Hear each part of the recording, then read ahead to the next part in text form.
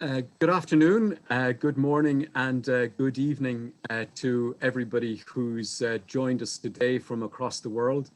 I'm delighted to say that there are people registered from 266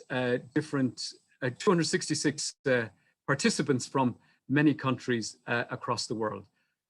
This webinar series is an initiative that has been a collaborative effort between BAPRAS and BFIRST, as well as the British Burn Association and Research Africa.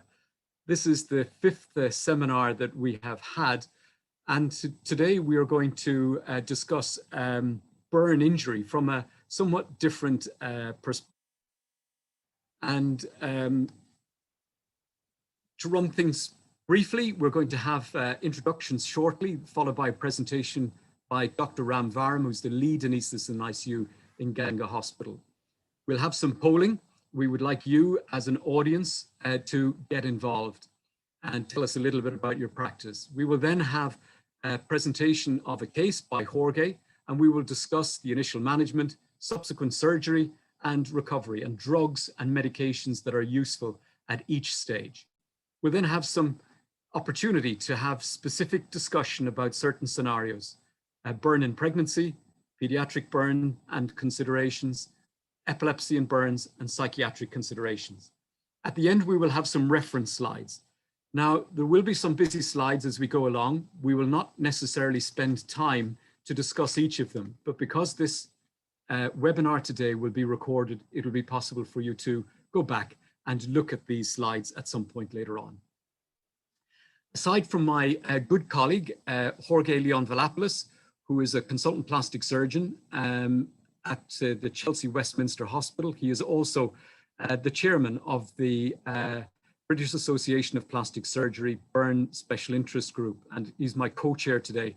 My name is Oren Shelley. I'm a plastic surgeon. I'm the director of the National Burn Service in Dublin, Ireland. And I'm also a chairman of Research Africa, one of the co-sponsors today. Today, we're privileged to have Dr. Ramvaram, a consultant anaesthetist who's an intensivist in Ganga Hospital in Coimbatore in India, talk to us about how he has been involved in setting up a burn unit and the drugs and medication, the drugs he finds useful, medications he uses, and cautions and considerations.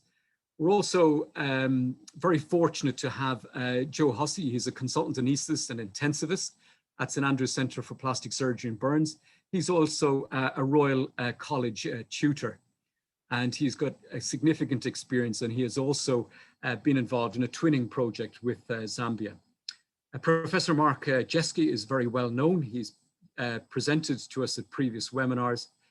He is a professor of surgery, plastic surgery, and the Department of Immunology, and he is the director of the Ross Tilley Burn Centre in Sunnybrook in Toronto. Goran Jovic is a consultant plastic surgeon, and until recently the only plastic surgeon in Zambia. And he's also a pilot who flies to outreach clinics to see patients who cannot otherwise reach him. Dr. Mark Abrahams is a consultant anaesthetist here at the National Burn Centre in St James's Hospital in Dublin, Ireland. As too is Rebecca Fanning. She is a consultant anaesthetist with fellowships in burns and obstetrics, and she works in the National Burn Centre in Dublin. Jackie Wallace is the clinical pharmacologist in Andrews Centre for Plastic Surgery and Burns in Chelmsford in the UK. And Emer Nivakin is a clinical pharmacologist at the National Burn Centre in Dublin in Ireland. Dharani Ratnaraja is again a clinical pharmacologist at the Chelsea Westminster Hospital in London in the United Kingdom. We're also fortunate to be joined by other colleagues. Dr. Luke Moore, a consultant microbiologist at the Chelsea Westminster Hospital in London, United Kingdom. Dr. John Cooney, a consultant psychiatrist at St James's Hospital, Dublin in Ireland. And Professor Colin Doherty, a consultant neurologist at St James's Hospital in Dublin. So without any further ado, I'd like to welcome Dr. Ramvaram, the lead consultant at Ganga Hospital. And I'd like to invite him to share his screen. Thank you, Mr. Shelley.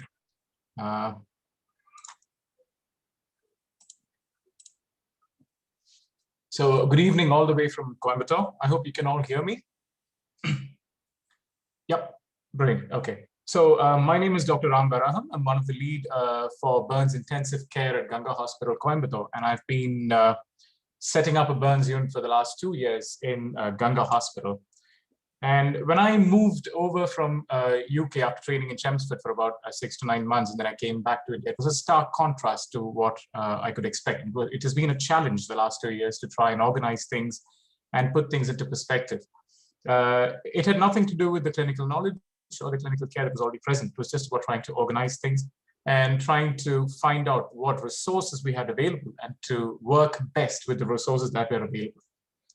I shall give you a brief talk about what happens in burns with regards to the pharmacokinetics, the changes that happen. And then I shall give you a brief description of the drugs that I use and what do I look out for and how do I go about managing these situations. It is not, this talk is definitely not a comprehensive list of all the medications that can be used in burns. Some of the things that I have had to modify and basically change to suit the local needs and the local pharmacological behavior, essentially. Now, we all know that major burns is associated with many changes throughout the body, and it is not just restricted to the localized area. The minute the burn injury happens, irrespective of the percentage, there is a huge inflammatory cascade that is being activated. And almost every system that we can think of, the bradykinin kallikrein system, the arachidonic acid systems, the coagulation pathways, they're all activated and they all spread through the body and end up not just causing local tissue inflammation, but also widespread inflammatory reaction in the body. Now, we also know that inflammation affects most of the pharmacokinetics of the drugs that are being injected into the body, and especially the local distribution of drugs. And as the burn injury progresses, as the inflammatory cascade progresses, we also see many organs being affected as part of this, be it the kidney, the liver, the rest of the clearance systems. All of these systems start getting affected quite heavily as the burn injury progresses. And this is further complicated by the fact that you develop infections, you develop nutritional deficiencies, you have micronutrient deficiencies, and all of these can further complicate an already burdened system. And the other problem with burns is the fact that because of the changes that are happening, most of the drugs, they behave in a very, very different manner with regards to how the concentrations are achieved and maintained in the plasma, in the fluids, or at the target site that we're trying to aim. And most of the studies that we have unfortunately been in healthy volunteers and non-burn patients.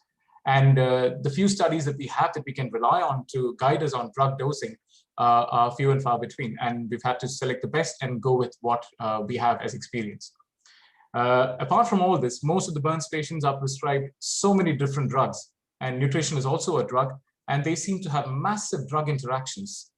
And every time we try and switch from the parenteral route, there are very few other routes available, be it the subcutaneous, the intradermal, intramuscular routes. They're all not available because of the variations in the blood flow and the absorption patterns. So we're stuck with essentially the intravenous or the enteral routes. And all of these complicate most of the situations and most of the drug dosing that we have to do. So from a physiological perspective, major burn injury, the evolution of major burn injury and the changes can be classified or characterized by a biphasic systemic response. In the first 48 hours, we see a lot of inflammatory mediators that are being released into the systemic circulation. Now, this essentially, because of the catecholamine rise, because of the increased cortisol, because of the increased glucagon, even in the early phase, and the complement activities, we end up seeing a lot of capillary leak, a lot of negative interstitial pressure. And because of this, there's a lot of protein-rich fluid that are being lost into the interstitial space. And this leads, along with the dehydration that is happening, there is also a relative intravascular hypovolemia, leading to organ hypoperfusion, systemic hypotension. And towards the later stages, even within the first 48 hours, you can see organ failure, classically seen as an acute kidney injury, and also a change in the splanchnic vasoconstriction with reduction in the intestinal blood flow and reduced central absorption. At this stage, because of what is going on, the hypotension, the hypovolemia, there is also a lot of low activity. The heart is at a high demand-supply ratio. There's a lot of demand with very little supply. And so there is a high possibility for the heart also not to behave very well. So the net effect is basically going to be a slower rate of drug distribution, and a very, very low renal clearance. After the first 48 hours, we end up going to the hypermetabolic phase, which is basically because of an increase in the endogenous catecholamines and a lot of oxidative stress. At this point in time, we end up having a lot of temperature generation because of the metabolic activity that is going on. There's a lot of cardiac work, and the resting energy expenditure goes up quite heavily. This also leads to a lot of accelerated catabolism, breakdown of muscle proteins, a lot of myoglobin in the circulation, changes in reduction in albumin production, and a lot of alpha-1 acid glycoprotein being produced. And all of this leads to a net nitrogen deficit. The net changes from a pharmacokinetic point of view are an increased glomerular filtration rate and creatinine clearance. Now, because of a lot of extravasation that is happening at this stage and interstitial edema and capillary leak that is happening, the non-renal clearance is also increased. So here again, there's going to be a lot of differences and a lot of changes in the way drugs are metabolized and drugs are distributed. So to put all of this in a nutshell, the basic pharmacokinetic changes can be split basically into 4 different processes. One is going to be the absorption, where we basically look at the enteral route. And one of the most significant situations here is going to be initially gastric stasis because of the stress response that is going on. Poor splanchnic blood flow, because of which the absorption characteristics can worsen.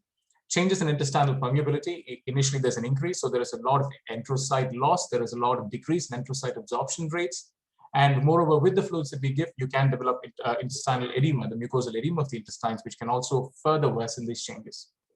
As far as protein binding is concerned, as I mentioned earlier, initially there's a lot of albumin loss into the extravascular space, and followed by a decrease in albumin production. So a lot of drugs that we use, especially a lot of anesthetics, a lot of antipsychotics, a lot of anti-epileptics, they have a very high protein binding, and most of them are bound to albumin. So there's a lot of free fraction of the drug which can cause toxic effects, and which is where therapeutic drug monitoring and close observations and regular frequent monitoring of the drug side effects become important. Because of the changes in the extracellular fluid volume and changes in protein binding, the volume of distribution increases. So when we talk about drugs like propofol, for instance, which is a very, which has got a very high volume of distribution, the plasma volumes and the plasma concentrations are never enough achieved to attain the required level of sedation. And last but not the least, the clearance values. There is a lot of difference initially and later on towards the changes in renal and non-renal clearance. There is also the phenomenon of augmented renal clearance that happens towards the later stages. And the other problem that we have is, again, a lot of our anesthetic drugs, a lot of anti-epileptics, a lot of drugs that basically work with the central nervous system end up getting metabolized by the cytochrome P450. And there is a gross reduction in the cytochrome P450 activity, which changes in the metabolism of drugs and the breakdown of drugs. Now, all of this theory it can be quite mind-boggling, and a lot of it doesn't really make any sense unless not to be put into clinical perspective. So in order to try and make it slightly clearer, we're going to also talk about special situations, and we're going to quickly discuss a case that comes towards the end. Now, when you look at an adult patient compared to, say, a pediatric patient, a pregnant patient, or an obese patient, the entire pharmacokinetic characteristics differ quite a bit. And even in the pediatric age group, this can vary from a newborn stage to the infant stage to the stage of being a child. And these can further complicate the drug distributions and the pharmacokinetics. Now, when it comes to pregnancy, we all know that there's a lot of increase in the total body volume, and there's also an expansion of the total body fat. The other thing that we need to remember in pregnancy is the fact that there's a lot of amniotic transfer that happens. And because of the amniotic and placental transfer, the fetus becomes another essential volume of distribution. So the fetus becomes another drug store where a lot of the drug is being stored. Obesity is extremely difficult to manage with regards to drug dosing, because it is not still clearly established about many drugs, whether we use the actual body weight or the ideal body weight. And finally, we come to one of the commonest interventions in acute situations, renal replacement therapy.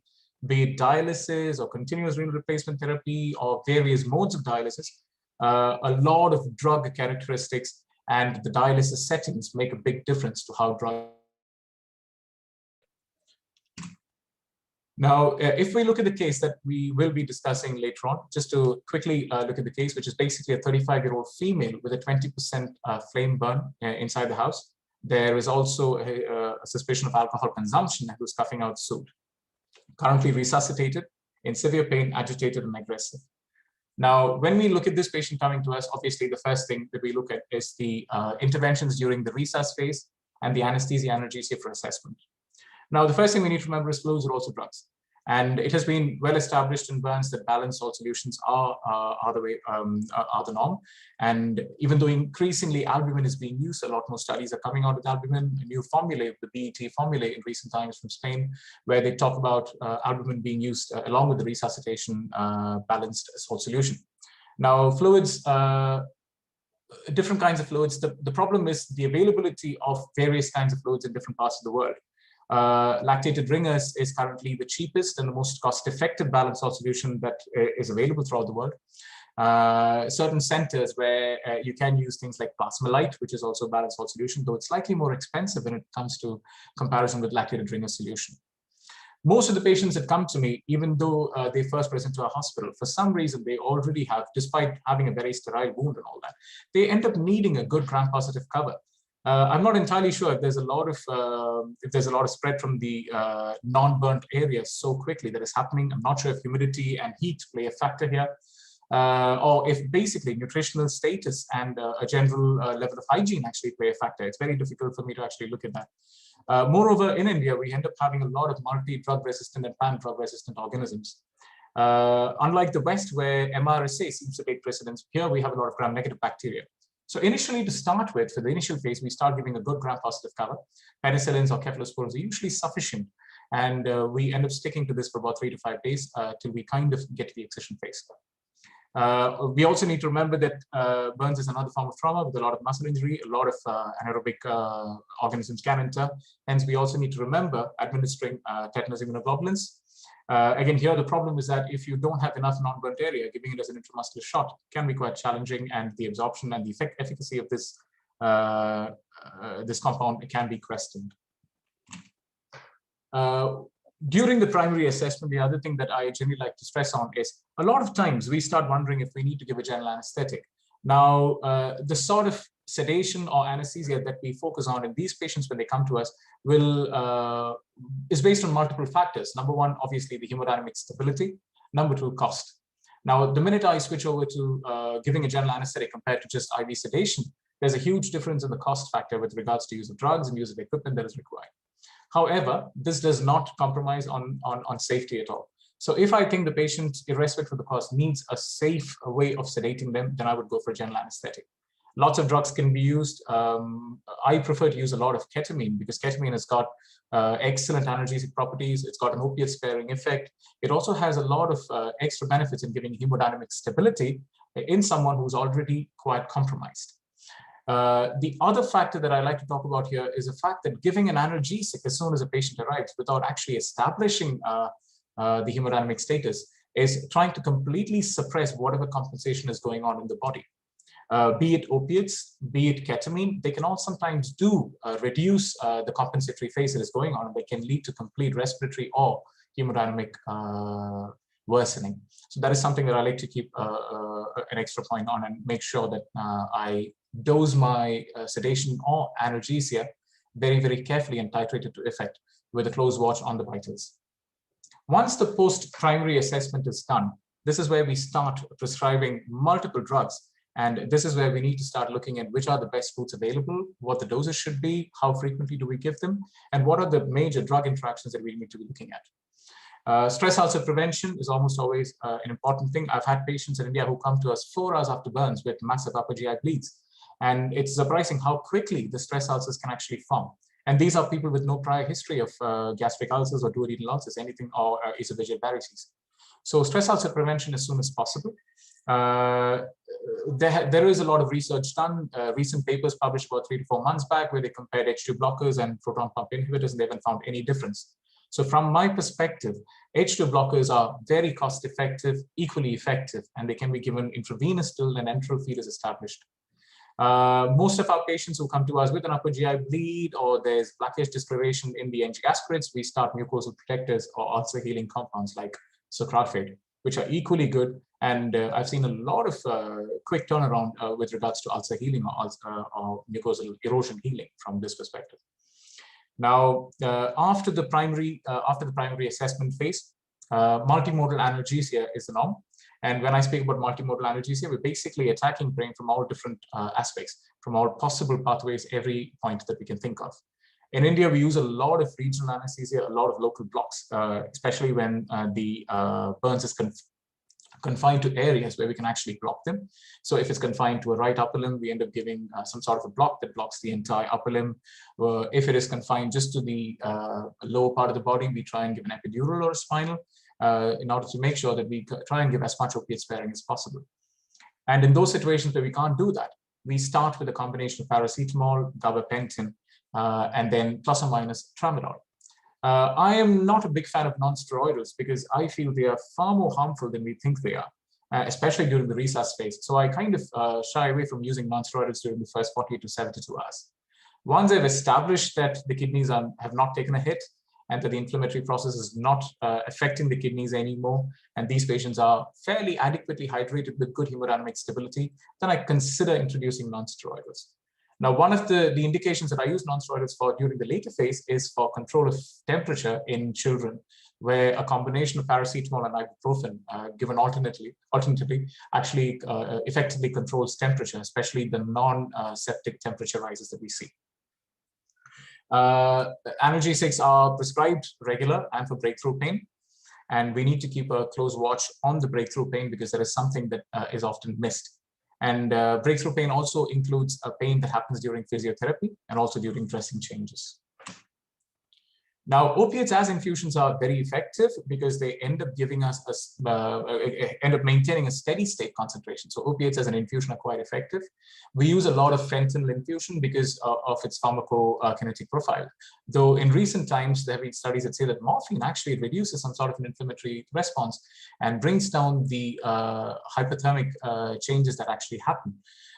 So morphine infusion or fentanyl infusion seems to work quite effectively for us. Though in many centers, remifentanil infusion is also used because of its short half-life and immediate reversal of any side effects that may happen. So anytime any of the patients who are on an opiate infusion, we watch their respiratory depression, we regularly monitor their respiratory rate, sedation, and pupil size. However, during the later stages, with an opiate infusion, we end up getting something called hyperalgesia, which is basically it is a phenomenon where the opiate receptors are undersensitized and patients actually start feeling much more pain with the infusion. And so once the 72 to 84-hour mark is reached, if they're not excised, then we stop the infusion of opiates and we switch to intermittent doses along with all the other analgesic regimes that we have. Now, gabapentin, I found it to be extremely useful. It's not a controlled drug in India as yet. I don't think people have really warmed up to the idea of it being a drug of abuse. So far, so good. We use a lot of gabapentin so far. And if gabapentin is difficult to get, especially we don't get pediatric doses of gabapentin. So I use a lot of tramadol. And now tramadol, because of its non-opiate mechanisms on influencing the norepinephrine pathway, actually seems to have a lot of benefit in the neuropathic component of pain. And tramadol given 3 to 4 times a day, given IV or oral, has equally effective analgesic options.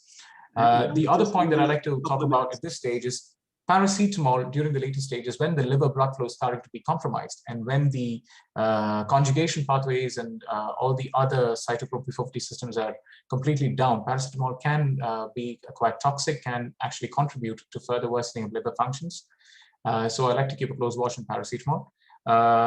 And if the patient develops acute kidney injury, we need to, again, reduce the paracetamol dosing, or we also need to keep a close watch on the intervals that are maintained between paracetamol doses.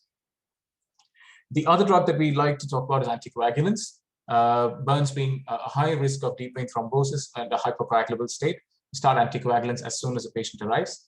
Evidence has shown that we need supranormal doses of anticoagulants, and where possible, activated factor Xa levels seem to guide the dose of anticoagulation.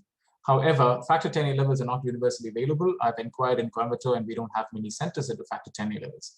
So we end up having to basically titrate it based on frequent ultrasound checks of the femoral veins and Doppler assessments and all that if we're suspecting any deep vein thrombosis. We also get them to mobilize as early as possible. Low molecular weight heparins are preferred because of their pharmacokinetic profile.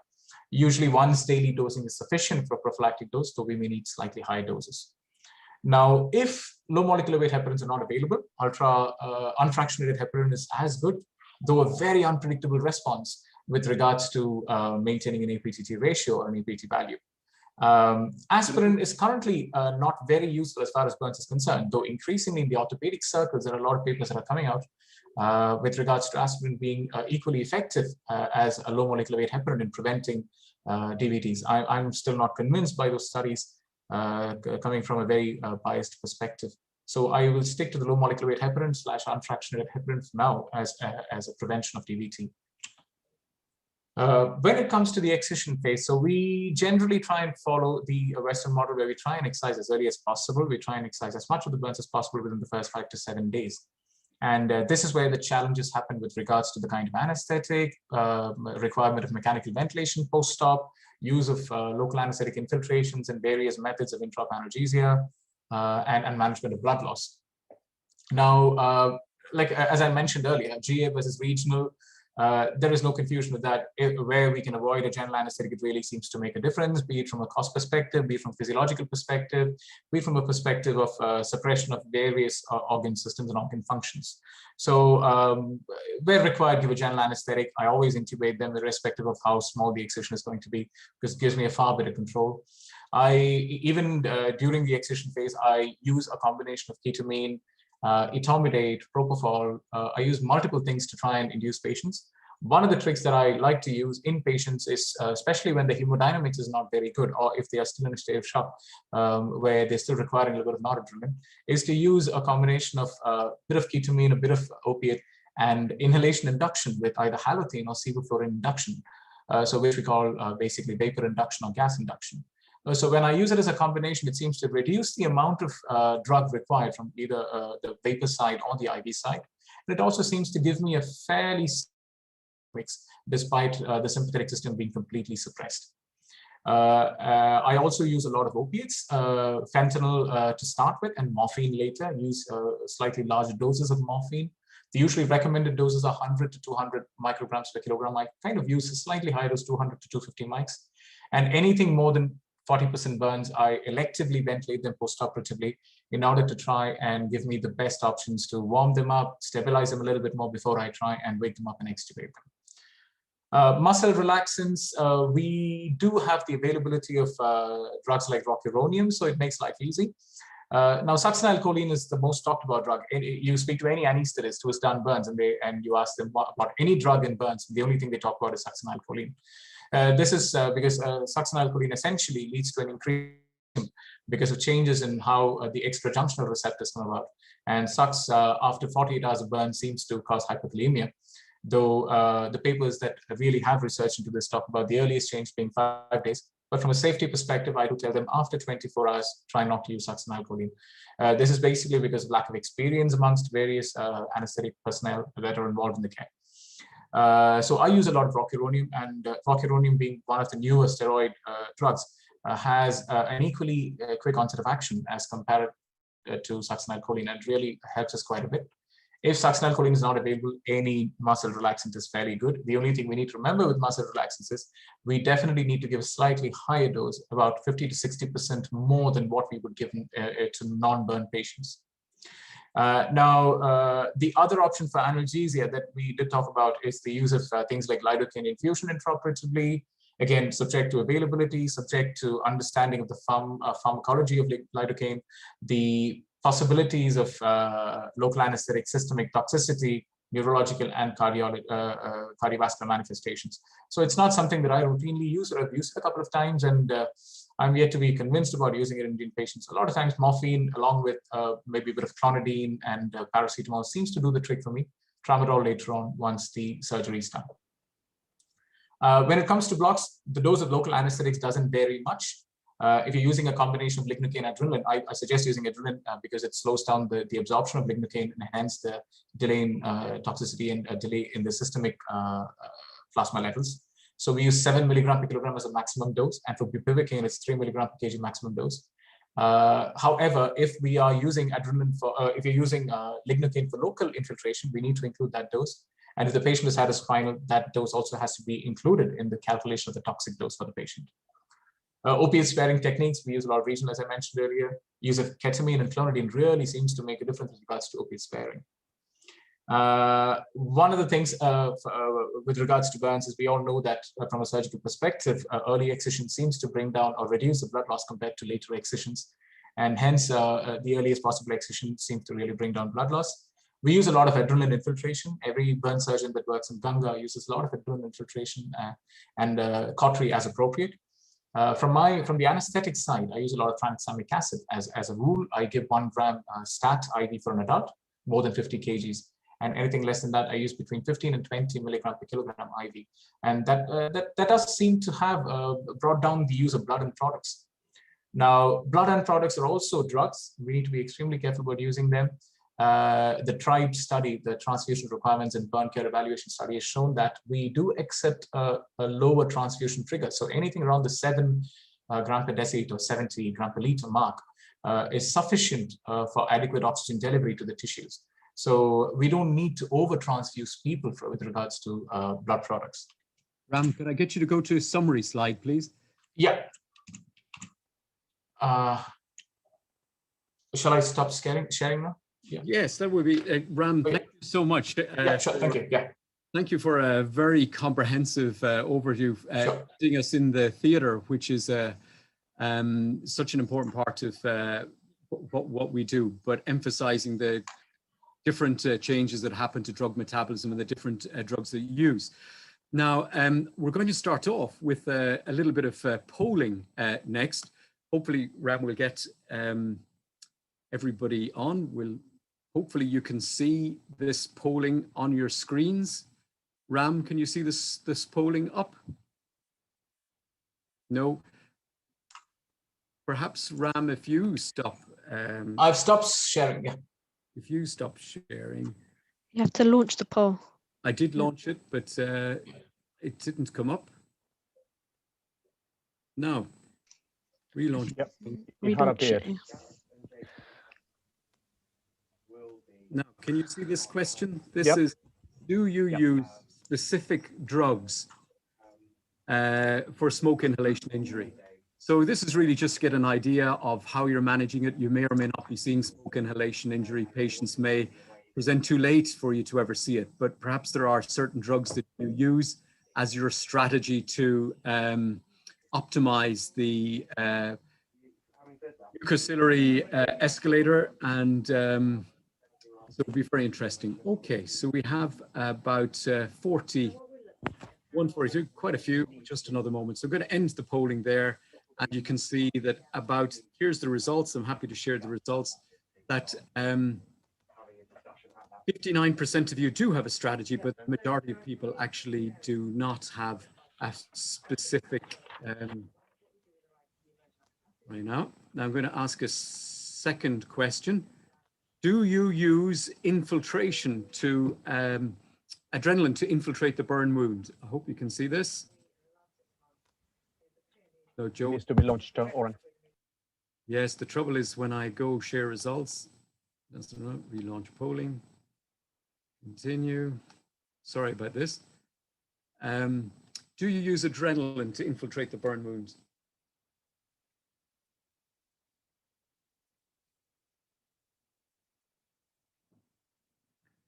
Okay, so I have 37. So the majority of people so far do actually infiltrate the burn wound, 58% to 40%. So if you get your fingers at the button, we get everybody in. I'm going to end the polling and share that so you can all see that. And now we're going to relaunch the polling with this next question. Can you easily get bacterial culture sensitivity? So if you please vote on this. Is it easy for you to work out whether people have got resistant organisms, or to find out whether those antibiotics that you're using or antimicrobial agents that you're using are effective? So far, thanks for all the votes. I'm going to end it there. We have almost 3/4 of the group joining us saying that you can get results fairly easily, but that means that 1/4 of you cannot easily get microbiology. And then I'm going to start with my colleague, Jorge. If you want to read these out? Yes, thank you very much, Karan. The next question, basically, that impacts a lot into outcomes and compliance of the treatments that we get onto our patients is pain. In your units, would you be able to give us an idea if you can easily control post-op and procedural pain? And it would be fantastic because that will actually show the availability of pain structure and protocols in your unit. Let's take a look at those results. Yeah, so very interesting, Jorge. About 72% have, but actually quite a significant minority, more than a quarter of people have some difficulty with managing procedural and pain. So the next question very much relates to both the acute period and the control of the symptoms due to a scarring. Do you have in your units a problem with the control of pruritus? Is itch a significant problem with your patients? We'd like to hear from you. Okay, again, this is a very big problem, Jorge. Here we can see that 86% of the population have problems with managing itch. And that is pretty significant just throughout the board, because I think that it is a problem that actually relates both to high-income countries and colleagues in other resourceful units. The next question, I think, will be also quite familiar to anyone treating with major burns. Do you commonly have patients with previously untreated psychiatric conditions, with burns obviously as being a problem affecting extremes of age, but also vulnerable individuals? We would like to hear if psychiatric conditions impact in your patient cohort and selection. Maybe we can take a look at the responses. Jorge, yes, absolutely. So untreated psychiatric conditions in up to 60% of patients presenting. That's a huge number, isn't it? So 60% of people having that. Right, we'll relaunch with the final question. And potentially something that you may find a question basically that you may not have actually thought about. Do you have patients with previously untreated epilepsy or fits? A common reason why some of our burns patients just get injury. Is this a problem in your unit? If you enlighten us with your answers, I think that it will actually just have an idea. Interestingly enough, a fair amount of actually colleagues across the board attending the webinar appear to have this issue. Thanks very much, Oran, for this. If I could have, so we can proceed basically to the case presentation and start the discussion with the panel. It would be fantastic basically if I tell you about the case that has been shown before by my colleague Ram. Now, thanks, Oran. See this? Yes, I can see that. Yep. So let's talk about basically how we manage from the multidisciplinary point of view, but concentrating our efforts in the different drugs, medications, and interactions on this patient. This is a 35-year-old female, and it's a scenario that hopefully you will find familiar, affected by a 20% recess burn in an enclosed space that is basically in a flame. As comorbidities and another factors of confusion, we have got the potential for an inhalational injury that was appearing by a coughed suit and the presence of carbonaceous sputum. But also from the social history, there's a problem with alcohol. And we'd like to hear from you based on this. This is something that impacts from the point of view of delivery in a number of ways, specifically because we have got problems with respiratory compromise.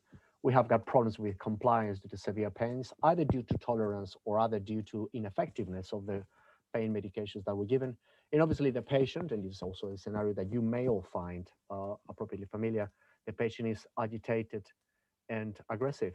So how important is, and this is a question that I would like to direct to my pharmacists and pharmacology colleagues, and I would like to direct it first of all to my colleague, Dharani Ratnaraja, how important it is in these cases to get an appropriate drug and medication history, specifically taking into consideration all of these different scenarios that we are facing. Dharani, we'd like to hear your views. Hi, thank you. So in the initial management, it's quite important to make sure that we know not only why the patient is in, so clearly because she's come in with a burn, but also knowing what her history is in terms of her medication sort of baseline. So any allergies she might have, will that guide us as to what we can avoid and what we can give her? Does she have any specific drug history that will point us into a direction of whether we need to do more therapeutic drug monitoring? What you'd like to do as well is just sort of check whether these medicines are fit for her in her current state. So looking at blood results and things like that, and making sure and checking whether you've got the right routes available. So are we able to give medicines enterally? Is she going to absorb it? And as Ron quite eloquently put it, we have massive changes and considerable changes in sort of plasma protein levels and things like that. So you do have to think about sort of protein binding, and also whether we're in either that hypovolemic state, hypovolemic state even, or a hypermetabolic state. Do we need to adjust these doses? It won't necessarily be standard, but often we're having to sort of monitor how these patients are doing, not only through blood work, but also looking at sort of input and output and things like that. So it's a lot to really think about. Yeah, so we have got a number of issues. Thanks very much, Dharani, for that comprehensive response. I'd like to hear from Joe Hasse and all the colleagues from the intensive care point of view regarding, at this stage, the combination of severe problems that require an acute response like the respiratory compromise, together basically with the pain to control basically is the appropriateness of sedation and potential intubation in an agitated and aggressive patients. Joe, what are your points of view? Thanks, Jorge.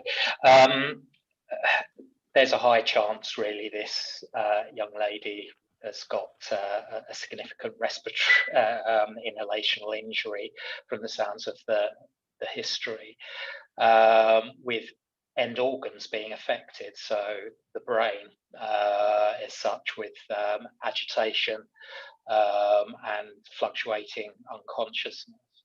So really the first thing I want to do is actually give this young lady some oxygen to prevent, which is a drug like any other, to make sure that we're dealing with the hypoxia she may well have.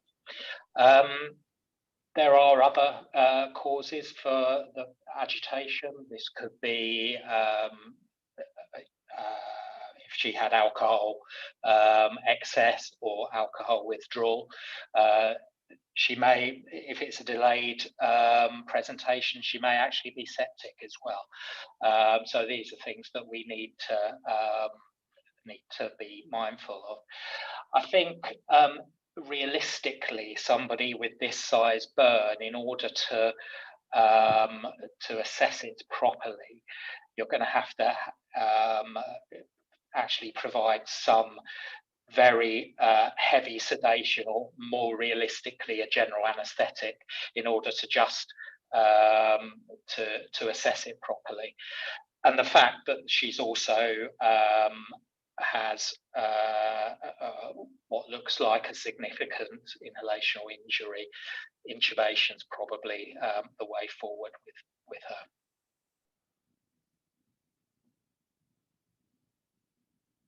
May I have the next slide, Oren? So I think that Joe has actually introduced a number of issues, specifically something like trying to save the patient life, but also basically is trying to be safe while we're doing that by giving oxygen. And we have got here basically is analgesia, what to give and what is the best route. If I could basically sometimes bring Ram into the discussion. Ram, could you be able to tell us basically something like in your opinion, and trying to contrast with the points of view that Joe Hasse has introduced, what to give and what is the best route? That is a question for Ram. Thank you. I still feel that the best route available is currently the intravenous route. We don't have intraosseous options available in India. So we go for the intravenous route. Worst case scenario, we use an ultrasound, put a cannula or a central line and go ahead with the intravenous route. That seems to be the best way to optimize analgesia.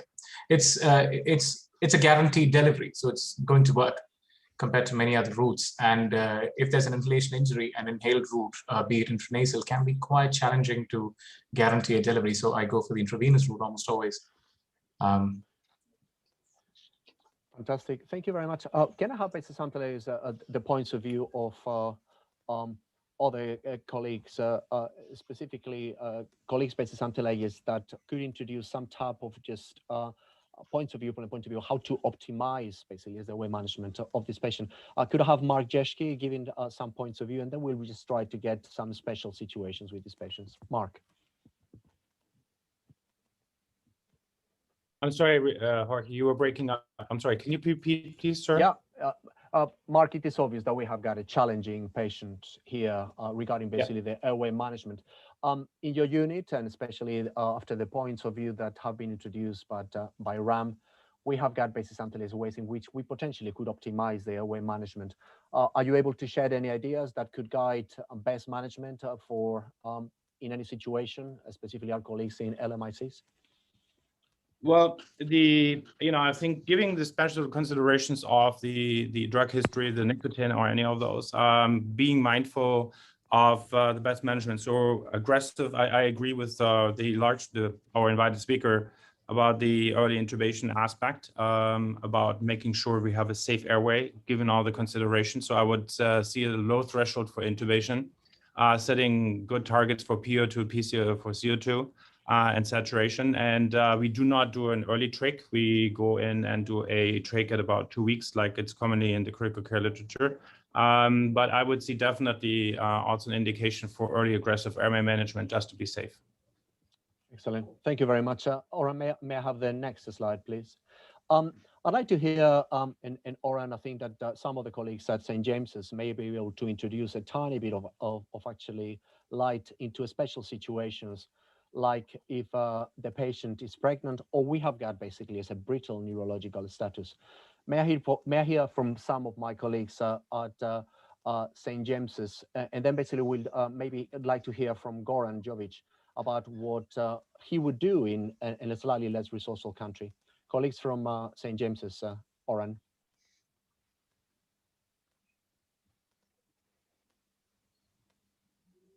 Yeah, Jorge, maybe to Mark, Mark and Rebecca. Mark, we see a lot of patients who have alcohol dependency issues. What do you think is important for us to do in this setting? While we're waiting for Dr. Abrahams to come up. Hi, Mark. Mark Abrahams. While we're waiting for Dr. Abrahams to join us, and maybe... Oran. Hi, Oran. It's John Coody here. Can you hear me? Yep, we can hear you, John. Hi. So I'm a psychiatrist and often asked to see patients like this who have really delirium, which is multifactorial often because of the respiratory compromised fluid and electrolyte imbalance, infection, pain, and all the rest of it. All of which have to be dealt with in parallel. From my point of view, the alcohol withdrawal end.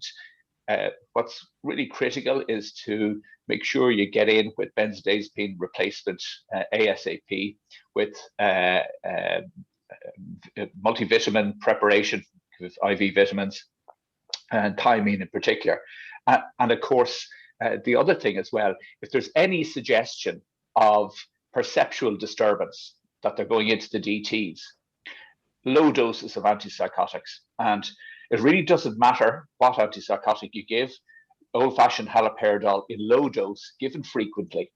And the other thing is, like, if the patient isn't being intubated, if they aren't being, sedated completely, it's most important that the patient is given regular benzodiazepines. So they may be a little bit sedated, but you have to wake them up and give them the benzodiazepines to make sure that they don't go into withdrawal again, particularly when they become acutely agitated and start ripping their lines out, etc.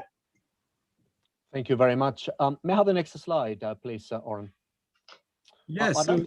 Yeah, thanks, Jorge. Thanks for bringing to this. We're now onto the theatre management side of things. So we've brought this patient in theatre. I think we agree with everything that John has just said there. Important to avoid withdrawal, and he emphasised at the very start how to be aware of detoxing and delirium as looking after the medical problems. So I'd like to ask these questions now to Ram, and I'll bring in Dr. Abrahams and Goran. First off, Ram, we've spoken about various different medications. We're bringing this patient into theatre. What's your strategy? I mean, pain is probably one of the big things that we manage. What is the strategy from your point of view with regard to managing this patient in theatre? Intraoperatively, yes, it would be someone having a general anesthetic with an ET tube, with an endotracheal tube. So that will completely secure the airway, make sure the gas exchange is maintained perfectly, and if required, we can even give some toileting in between. So it really makes a difference. From an analgesic point of view, or from an anesthetic point of view, it would be a combination of ketamine, as I mentioned earlier, 5 milligrams per kilogram, a good dose of ketamine, along with vapors, any sort, be it halothane, sevoflurane, any of those things that are quite pleasant to inhale in order to keep them asleep. For analgesia, I would use a combination of fentanyl / morphine, continue the ketamine infusions or clonidine infusions, and use paracetamol as a non-opiate option for the intraoperative phase. Along with that, if I can give, that would be my intraoperative management. Super, thanks, Rang. If Dr. Abrahams is there, I'll ask him next to see if any other adjuncts that he likes to use, ketamine. And do you think that there's a role for opioid sparing? And then after he's come, I'll ask Dr. Fanning to give us some ideas on in pregnancy. So if Dr. Mark Abrahams is there. While we're waiting for him, we'll ask Dr. Fanning to join us and to tell us if there's any, this is a pregnant patient after all, are there any specific concerns that we should take?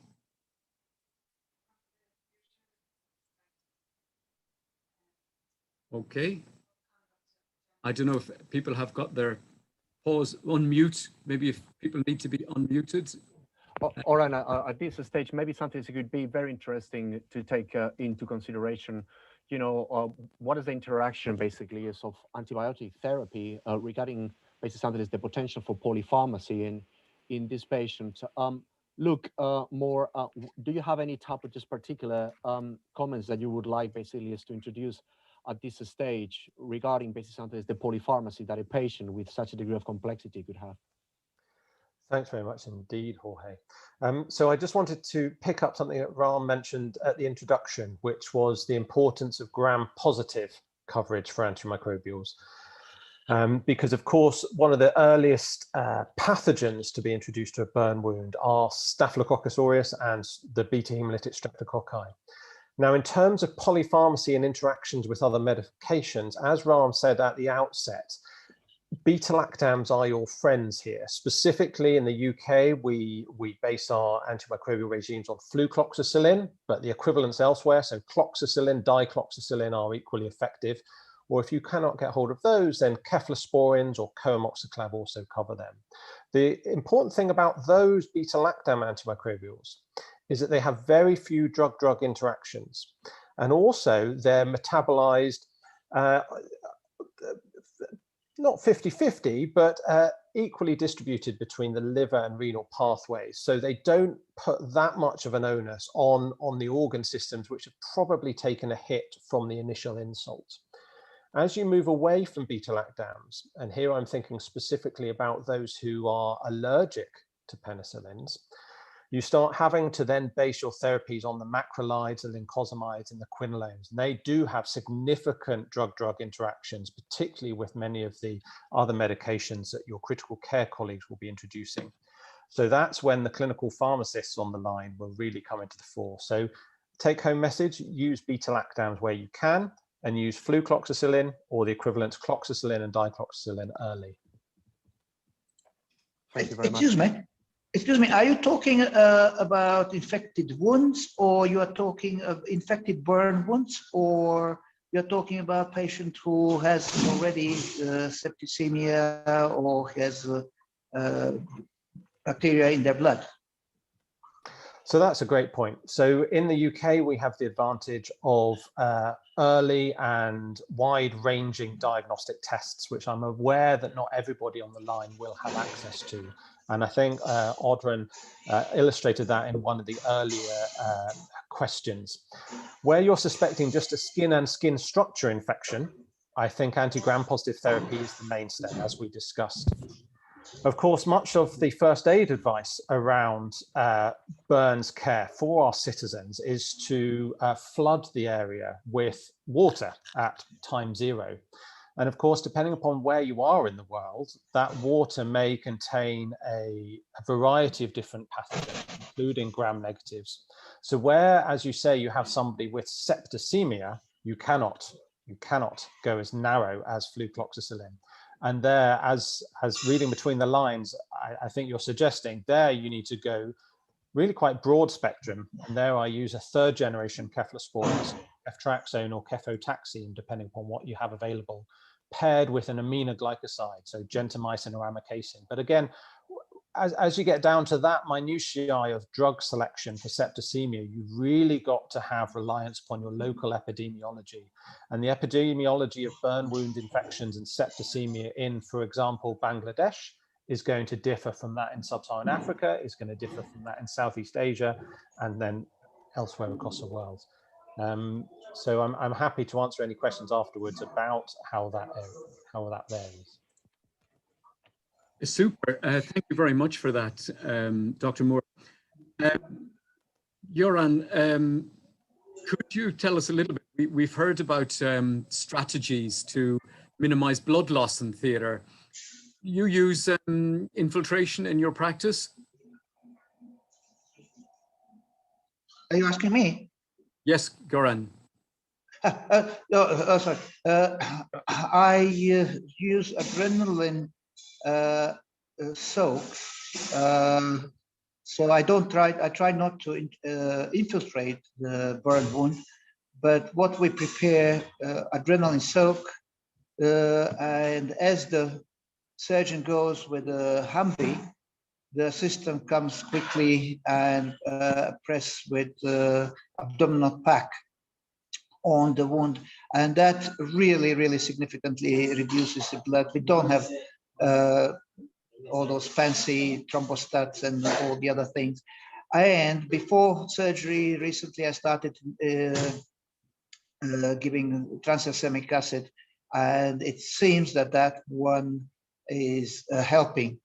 For the donor site, we put lignocaine on after removing the skin graft, and we put lignocaine to reduce the pain on the donor site.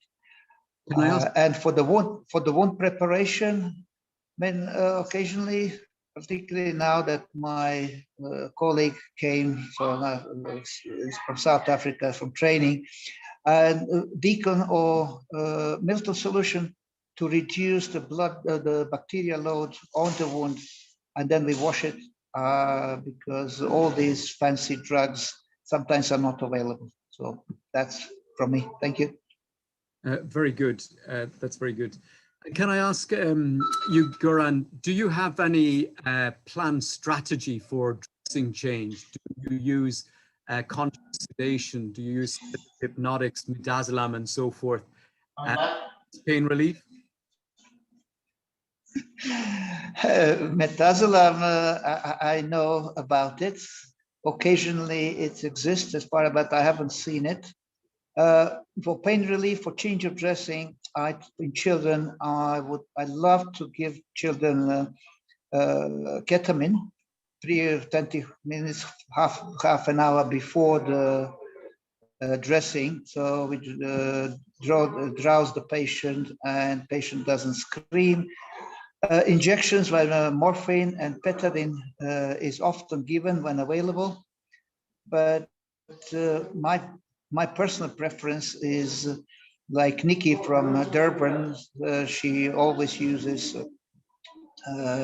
ketamine local, like oral, and then change the dressing child doesn't remember you, and they don't scream when you come with the white coat in the room, because when they see the white coat, normally they start screaming because they know pain is coming. The doctor wants to see the wound.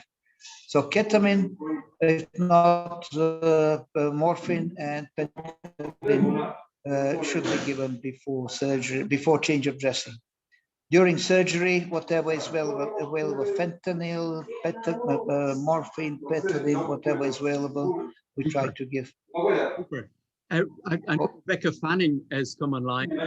This is a pregnant patient. Are there any specific cautions that you would advise for the patient? And Goran, I might get you to go on mute. So for post-operative pain relief, you're considering a multimodal approach, paracetamol, opioids, obviously the avoidance of non-steroidals, especially after 28 weeks, and using any adjuncts like magnesium and ketamine, or peripheral blocks where possible, because they may have a sparing effect on using systemic pain relief. That's great. I'd like to move back towards the nausea and the vomiting and the gut and so forth. Joe Hussey, we may be giving these patients a lot of opiates. Do you have any thoughts on what we should do to avoid gastrointestinal problems?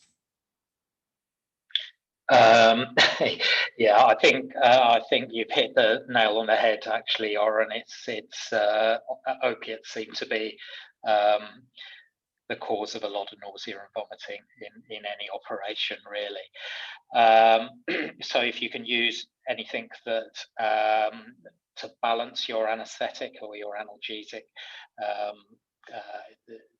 so much the better. With this pattern of injury, by the look of it, not a huge amount of it would be local regional anesthesia. So regional anesthesia, you wouldn't really get, there's no defined area that you could use for that. You could use some infiltration to reduce the amount of opiates that you have. Generally speaking, we tend to use prophylactic antiemetics.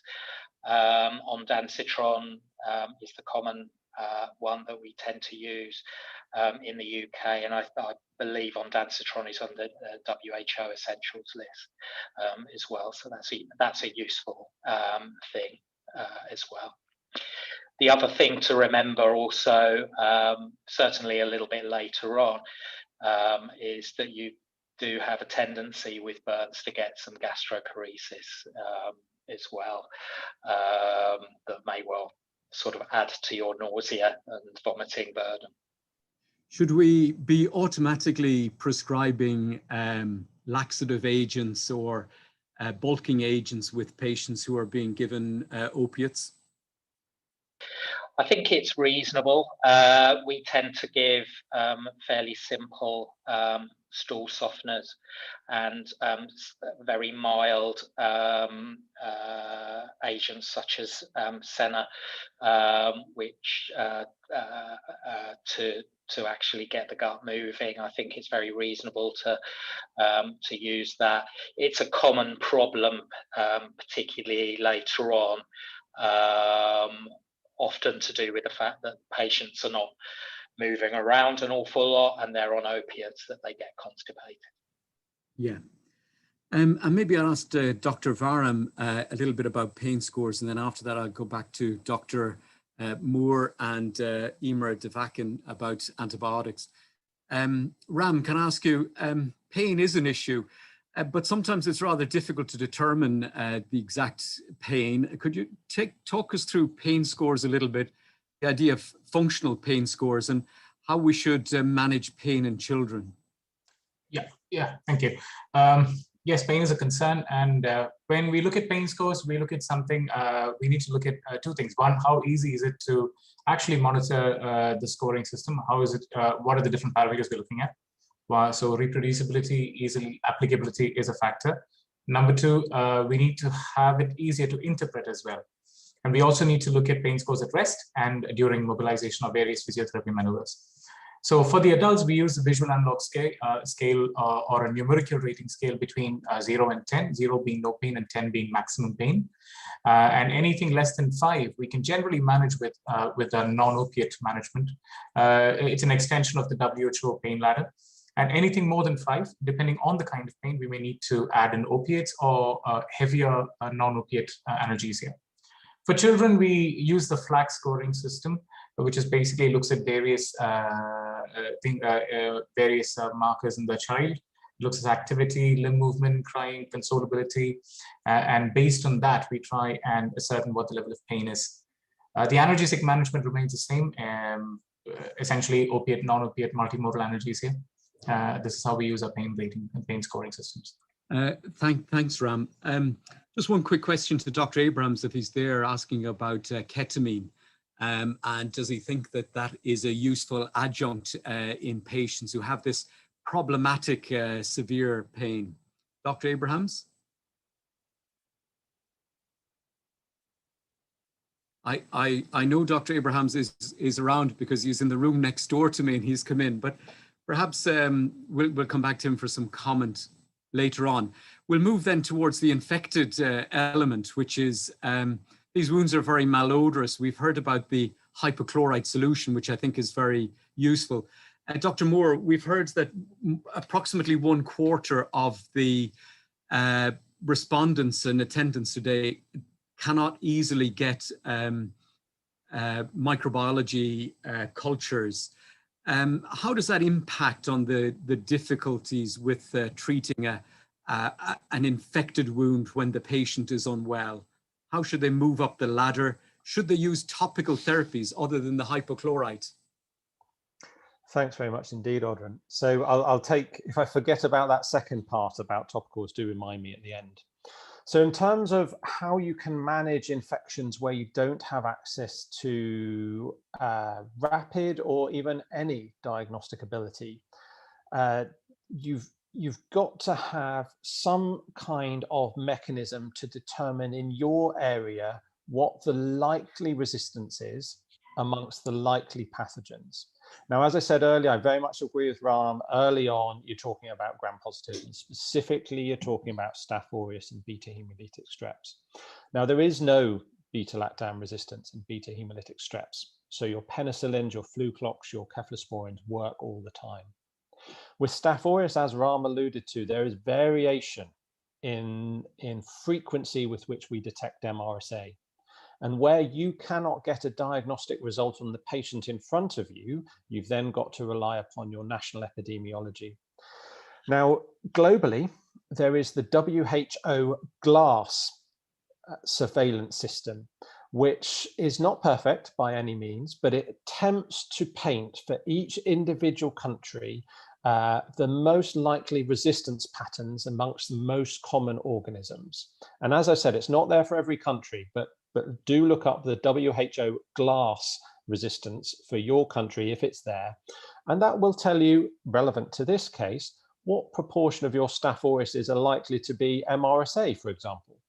Or amongst your Pseudomonases, what proportion of them are likely to be resistant to the aminoglycosides. And once you've got that kind of national level data, granted it may not apply exactly to the patient in front of you, you can start to construct those algorithms. And those algorithms may start with, as we said earlier, a simple beta-lactam like fluclox, cloxacillin or dicloxacillin plus aminoglycoside. Or if you have a very high prevalence of MRSA in your country, as they do, for example, in some areas of Europe and Northern America, and down into some areas of the southern part of sub-Saharan Africa, then you cannot rely upon a simple beta-lactam, and you have to add in either vancomycin or teicoplanin, one of the glycopeptides, if you can get it, or linezolid, if you can get it, or one of the tetracyclines, if you can get it. But again, do look at the WHO GLASS system for your local resistance patterns. Dr. Moore, that's very useful. And Emer Devakin, I might bring you in. Are there any cautions that we should be aware of when prescribing antibiotics or any antibiotic groups. And then secondly, a little bit about bioequivalence, oral versus intravenous. If you take the first question, and then I have a slide for the second part.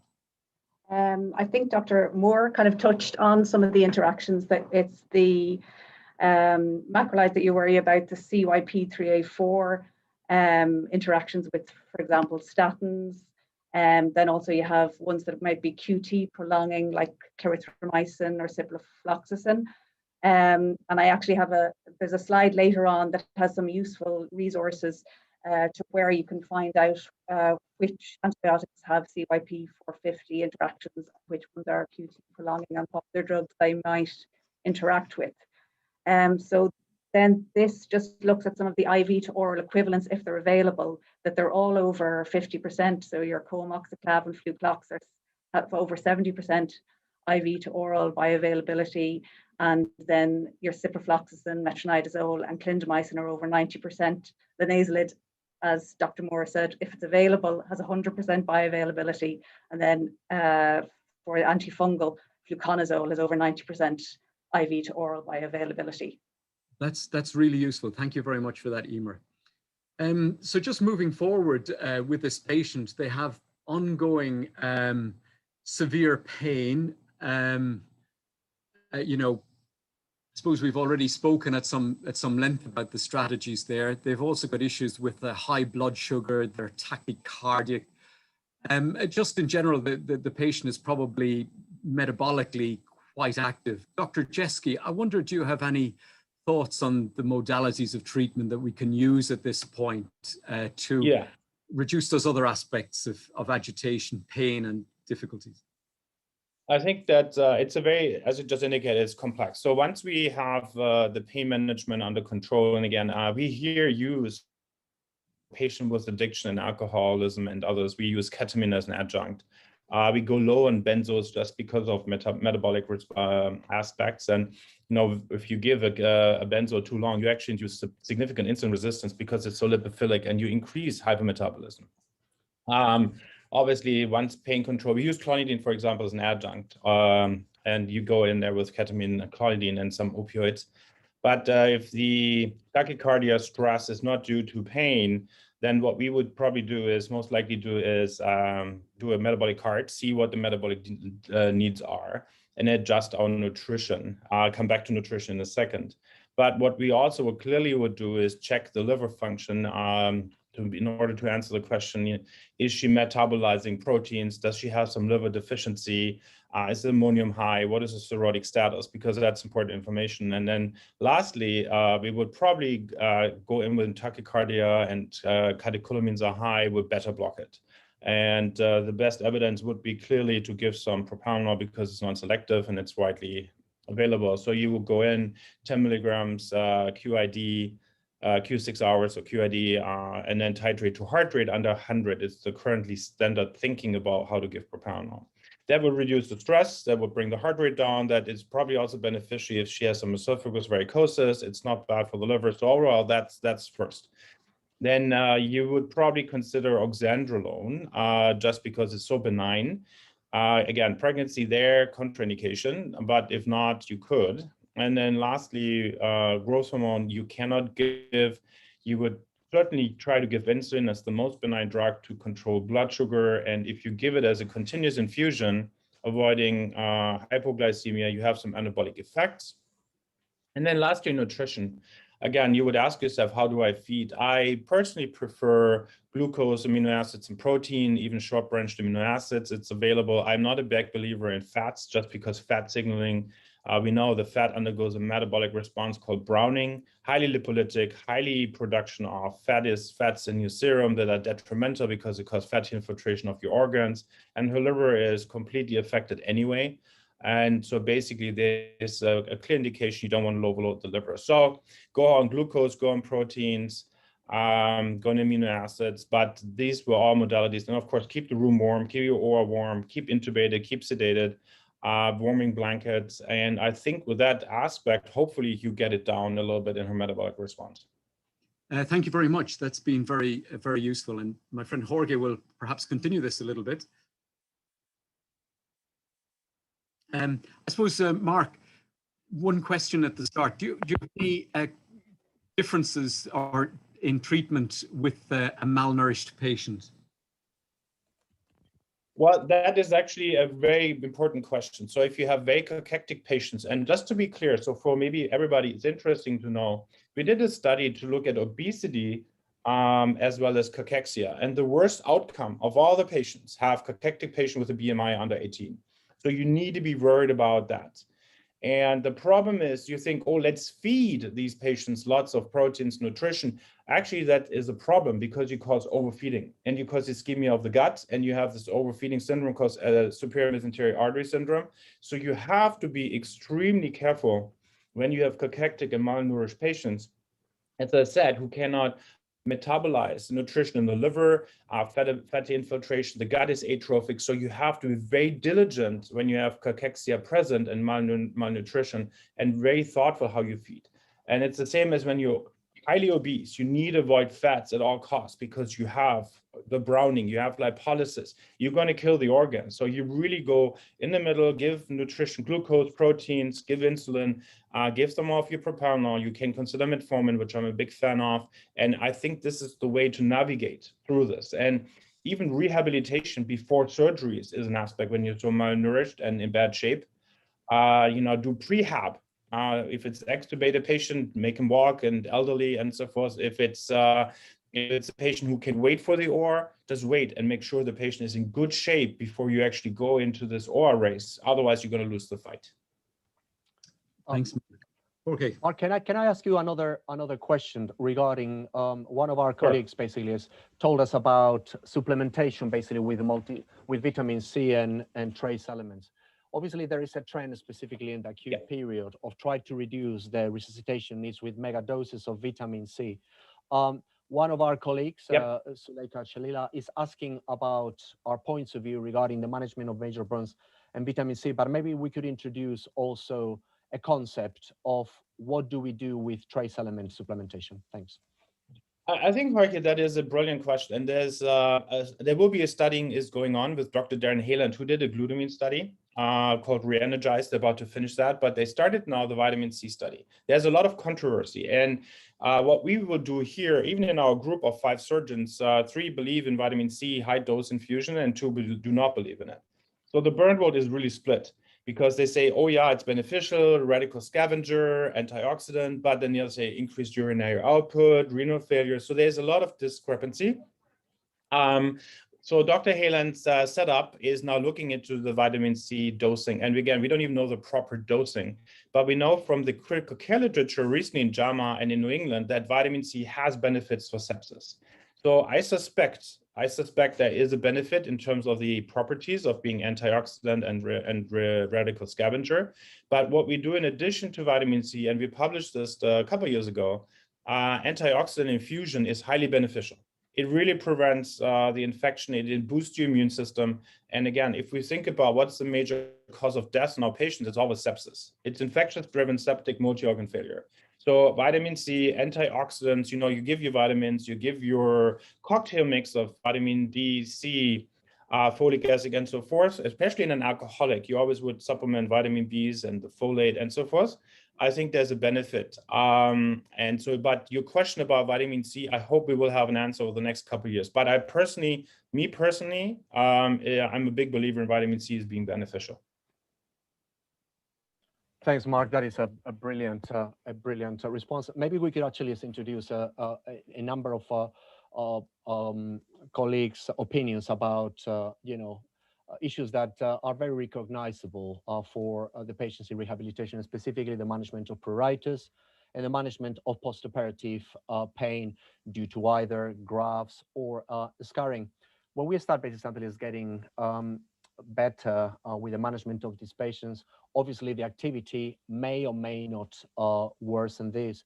I'd like to ask at this stage, Jackie Wallace, our clinical pharmacy colleagues, what type of strategies are you able to suggest the clinicians regarding the management of pain that worsens with activity? And maybe you could give us also an idea about the management of pruritus, which there seems to be basically a degree of controversy about the use of gabapentin, pregabalin as first line versus the use of antihistamines. Jackie, I would like to hear from you.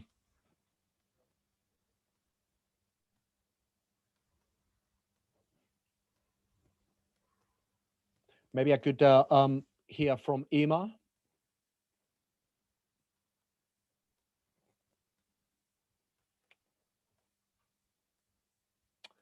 May I hear from my colleague Dharani Ratnaraja, please?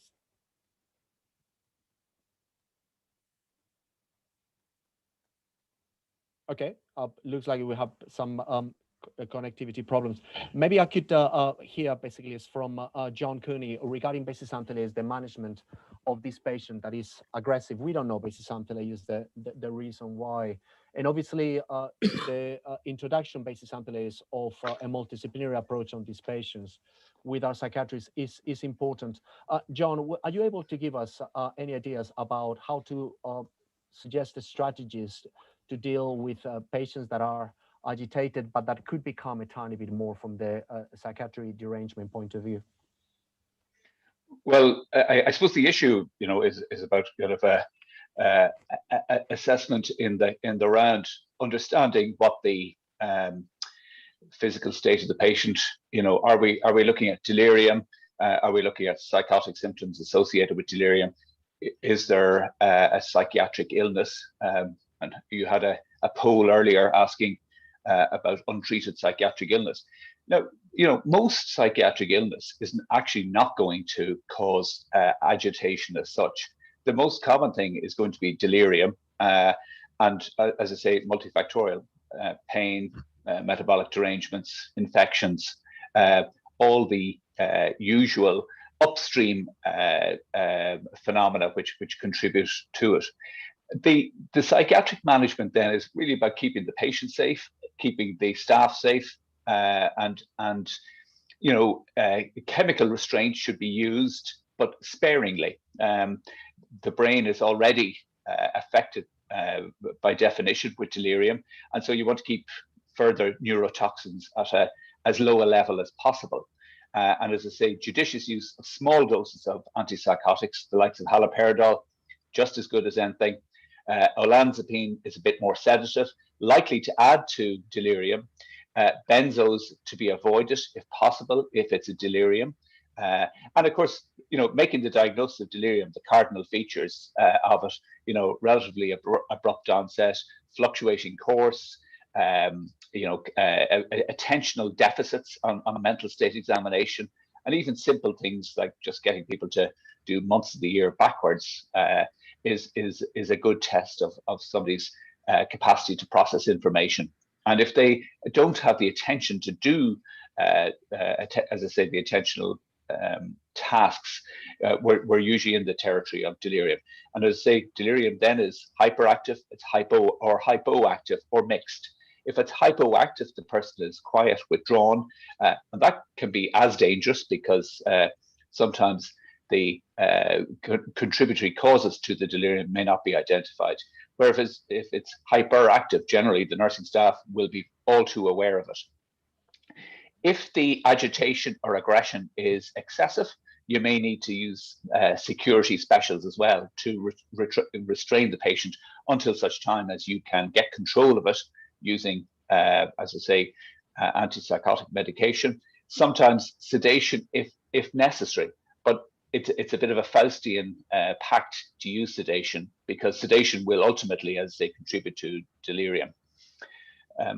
Those would be my main thoughts. Okay, thank you very much. Ora, maybe I could have the next slide to introduce basically the opinion of our pharmacist and pharmacology colleagues. I'd like to hear basically from either Emma or Jackie or Dharani about how do we rationalize the medications on these patients. Obviously, we have got a patient that potentially could be on polypharmacy, affected by multiple conditions, both acute and ongoing. What type of advice are you able to to give to the clinicians, and how are you able to contribute to rationalizing the medications? Maybe I could bring Jackie if she is on the line to give her opinion. Jackie Wallace.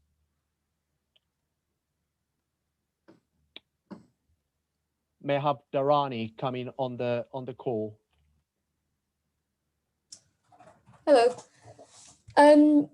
It's a good question, because a lot of what we do is quite reactive in the initial sort of stages of burns management. And when you come into recovery, often you have a drug chart that's as long as your arm. So part of it is daily reviewing. So we'd always be monitoring patients and seeing whether these medications are required. You think about polypharmacy and the interactions, whether you're titrating certain medicines up and down. But what I find is when patients are discharged from our acute service, it's very important to make sure that communication is there. So on the discharge summary, making it clear why these patients have been put on these multiple agents and what they're actually managing. Is it a side effect of one drug that we're supporting with another? So like we said about pain management, often when you're using opioids, you find yourself having to give patients supportive laxatives or supportive antiemetics, depending on how they got on with those medicines. Whether you've got a plan in place, so can you advise as to your sort of colleagues or our colleagues in sort of GP or primary care, letting them know that these certain medicines, you do have a view to reduce them down, or whether you need to use specialist services. So we've got an acute pain management service, but we also have sort of chronic pain, because a lot of these patients are going to most likely have some sort of neuropathic type pain and things to sort of manage in that sense. So it's about making sure that the patient's on board as well, making them understand that, you know, we can try and cut these down over time, but it's a long process. So on the various medications, it's just making sure they're still appropriate. A lot of patients do end up on things for an extended period of time. And on the slide, I know we've said about drowsiness and things like that. We try and manage that as an inpatient, but obviously depending on what happens to the patient outside, it's quite clear that we can make sort of changes there. So rationalizing on discharge, but communicating what the views are for these new agents, and guiding our colleagues outside as well. I don't know whether that covers everything. Thank you, Dharani. Can I have the views of Ramvaram about this? What is the experience in your unit about rationalizing medications in situations of polypharmacy with multiple comorbidities? Maybe Ram can come on board, and then I could have Goran to give his views. Ram? I kind of agree very much with what Dharani said about having far too many drugs and not bothering about what drugs are actually required. And as the basics of any prescriptions goes, one of the Ds, out of the 4 Ds, one is going to be the de-escalation or de-evaluation. So once the wounds start healing and the patient has started mobilizing, things are looking good, I try and gently wean them off analgesics over a period of time. I stop the antibiotics as soon as the wounds have started healing, minimize fluids. I essentially maintain them on SOS analgesics and just vitamins, just to keep some of the people that I work with happy that I'm giving something. Apart from that, yes, then to control the hypermetabolic state, yes, propranolol when the wounds have started healing. I have a big problem with beta blockers because they mask the early signs of sepsis. So I started very, very late compared to the Western world. So yes, I minimize drugs to I kind of pretty much take them off every medication that is totally not required and use only essential and emergency medications. I completely agree with Dharani with that. There's some very interesting questions, Ram, and I would like to hear your views, and then Goran.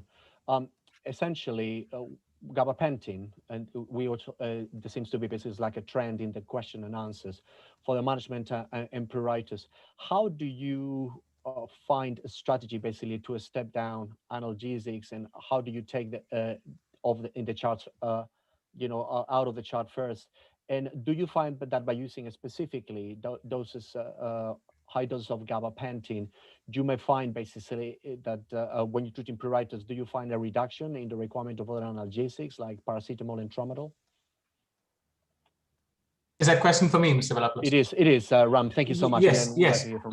There was an interesting thing that I found, actually. Every patient that I started gabapentin from the time they got admitted to the hospital, their incidence of itch was minimized, irrespective of what the wound was like. So I don't know if there's any direct correlation about introducing gabapentin very early to try and minimize the incidence of itch.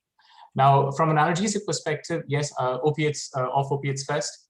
And then essentially being honest to the patient that pain is going to be a factor till the wounds completely heal, and telling them that there's going to be a slightly higher level of pain that you're going to experience till everything kind of settles down. And once you've psychologically prepared them, it is very easy to take them off a lot of heavy analgesics and just maintaining them on paracetamol or a non-steroidal at that stage. With regards to gabapentin for itch, I generally am not using gabapentin for itch because I feel that when I introduce gabapentin specifically for itch control, I don't see much of an effect. I see more side effects. I don't know if there's a big difference in the pharmacogenetics, if that's what it's called, the way we metabolize stuff with regards to Indian population. So I still stick to the antihistamines. There's a lot of herbal therapy and a lot of local stuff that is available, especially in India with something called Ayurveda. There's a lot of local preparations that seem to control it very well. And a lot of psychotherapy and counseling also seems to help. Yes, I do take the people who've been on gabapentin from 0.0. They have a much lower incidence of itch, and I don't use gabapentin specifically for itch, to answer the question. Thank you very much. May I have the next slide, Oren? And I think it would be very interesting just to hear from Goran Jovic at this stage. All of these strategies may or may not work, but obviously the basic physiological status of the patient comes as a very important factor in outcomes. Goran, can I know your views about what do you do if, despite your best management with analgesia, pruritus, reconstruction, etc., the patient is malnourished before the injury? Is this a scenario that you would like to shed some light about? That's a question for Goran Jovic. Ram, maybe I could have your views at this stage and then hear from Mark Jeschke also. Sure. When Dr. Jeschke was talking about malnutrition, I was like, that's pretty much 70% of my patients. Most of the patients that come to, especially the women, malnourishment is quite scary and quite concerning, to be honest. Despite improved programs and all that, malnutrition is a big problem. And I'm quite inexperienced when it comes to understanding Burns nutrition and the hypermetabolic state. So yes, I kind of, after whatever I've read, I kind of follow what Dr. Joshi was talking about. I try and minimize fats in the diet. I try and use a lot of proteins, but my nutritional targets for the first 5 to 7 days is never more than 50 to 70% of what the calculations show. Number one. Number two, most of the formulae that we use, unfortunately, are still quite Western based. So I've modified the formula to suit the requirements of the population that we get. Number three, yes, I wait a little longer for the excision. I'm quite happy. It's taken a while to convince the surgeons that it's okay to wait till 5 to 7 days for the excision to start. But at least by then, I've got them to a decent level of nutritional input and decent level of basically getting the body to generate a metabolic response. Forget hypermetabolism. They don't generate any metabolic response at all. There's absolutely no sympathetic activation in most of these patients. 80% burns coming to you with a heart rate of 70 is quite shocking sometimes. So yes, I do go by the same plan that Dr. Joshke was talking about, though without realizing I was actually doing the right thing. I'm quite happy with that. Yeah, exactly. So yes, that is pretty much the strategy that I proteins, low nutritional targets, reduced fat, rehabilitation, or basically try and optimize them to the best of my abilities before the surgery, delay the excision, and carry on with the nutritional plans and slightly higher targets once the excision phase is finished. Thank you very much, Ram. Mark, I know that this is one of your personal interests, and I have learned vast amounts from you about this. Can you give basically some take-home messages to the audience, but specifically, some type of specific instructions of our colleagues in LMI seats about how do you overcome the role of malnutrition into the ultimate success of our patient management? Yeah, it is depending on the availability of course agents, right? And I mean, obviously, I'm in a country where I have a lot of access to medications that not everybody does have. I think that Ram has a really good point, but to really, when you have malnutrition, where you have a lot of patients in the various continents, so to try to optimize the nutrition, but don't feed too much. You don't have a metabolic card. You just calculate. You use various calculations. There's a Toronto formula. There's many formulas you can do, right? So look what would be the expected intake would be. Look at the nutrition that you have available. Again, I'm a big believer in protein, amino acids, and glucose. Go down on the fat. That's because the fat won't be metabolized. And then just gently, and if you can mobilize, let's say this 20% burn can mobilize and walk and is not intubated, right? And we have them on the ward, do it, mobilize, get them out of bed, mobilize the extremities, go. And by time, if you see the patient become septic or infected or the wounds are changing, you obviously start antibiotic, and then you need to consider to go in early. But that the religious aspect of the Western world saying you have to excise a big burn within 24 to 48 hours, there is sometimes indications to delay and just wait and watch the patient and just have an eye on the patient and make sure that you do the right, being safe. It's the same problem with elderly, Jorge. You probably face the same. When do you operate in elderly? Do you go in immediately? Do you go in later? Do you prehab? What do you do when you have elderly patients? Again, I'm a big believer to optimize a patient and then go to massive surgeries, or you're going to be in trouble. Blood loss, ischemia, reperfusion, the shock that you have from this massive blood loss. It's a problem. And therefore, I believe, try to optimize, see what you have available, see how you feed, and then go relatively safe and stable into surgery, and then have a plan. Do you autograft all in one, or do you allograft in between? And then you can start your fine tune afterwards in your critical care. But if I just made 2 seconds in order to Dr. Varaham's comment. So we use gabapentin a lot. We actually use also Lyrica, which is pregabalin, okay? I caution though, in big burns to start it immediately. I do not, because it's a GABA receptor antagonist and you need the stress in the first 48 to 72 hours. Do not start it right away. I wait usually 3 days and the patient goes, like propranolol. I don't give it right away. I give propranolol when the patient is tachycardic and stressed. I don't give it when you're in your hypometabolic response. I give GABA, I give the NSAIDs later, I give GABA later, and I give also the propranolol later. Let the patient sail through the initial phases, and then you assess, and then you treat. When you see, we've now reached this plateau. And GABA is a great adjunct, so is pregabalin, so highly recommended. We have very good experiences with that as well, not only for pain, but also for itch. And I hope I did answer your questions. Thanks very much, Mark. That is a very comprehensive answer, and I think that it complements very beautifully that of Raman and our pharmacology colleagues. I'd like to pass the baton now to Oran about some special considerations that may affect the delivery of drugs and medications in burns such as pregnancy. Oran. Okay, thank you, Jorge. Very stimulating session there. I'd like to ask two of my colleagues now, Rebecca Fanning and Emer Nivakin, to talk to us a little bit about pregnancy. At the very start, we spoke about in pregnancy and the patient who got hypovolemic shock, perhaps, Rebecca. If we have somebody who comes in as this patient, she's a 20% burn, she's pregnant, and for whatever reason, when she presents, she's 7 months pregnant, she's in hypovolemic shock. What should we do? What do we need to think of? Thanks, Oren. So in your assessment of the patient, along with your airway, breathing, circulation, you need to consider the effects of the gravid uterus on the maternal hemodynamics. So with a multidisciplinary input, I suppose at some point there may need to be consideration of delivering the baby to aid basically maternal hemodynamics.